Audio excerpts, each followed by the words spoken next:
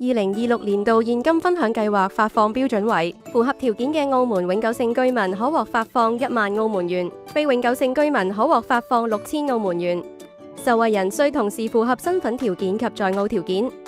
身份條件係指喺2025年12月31日持有有效或可續期嘅澳門特別行政區永久性或非永久性居民身份證。若在該日期前因未滿5歲而未持有澳門居民身份證，但之後已經領證嘅人士亦符合資格。此外，若為舊身份證持有人，因長期臥病、全身或半身癱瘓，獲所在地公立醫療機構或社會互助機構證明而未能回澳換領身份證嘅人士，亦包含在內。而在澳條件方面，要求受惠人於2025年內須至少有183日身處澳門。3類特定人士可獲豁免計算身處澳門183日，包括於2025年12月31日未滿22歲，但其父母任一方屬2026年度現金分享計劃嘅受惠人；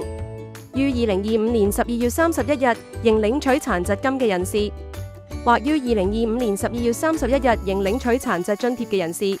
另外，若居民於2025年內因以下8類理由身處外地，其身處外地嘅期間亦可視作身處澳門及加算在澳期間，包括在外就讀高等教育課程、在外住院、居於內地嘅年滿65歲人士，又或未滿65歲但基於健康原因需接受治療或家人照顧嘅人士，在外為社會保障基金註冊嘅僱主提供工作，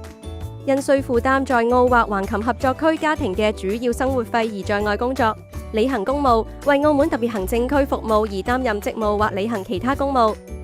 在橫琴合作區居住、工作或就讀課程，在粵港澳大灣區內地城市工作嘅人士，加算後符合在澳183日條件嘅澳門居民，可於2026年6月15日至2029年12月31日期間，向社會保障基金申請發放款項。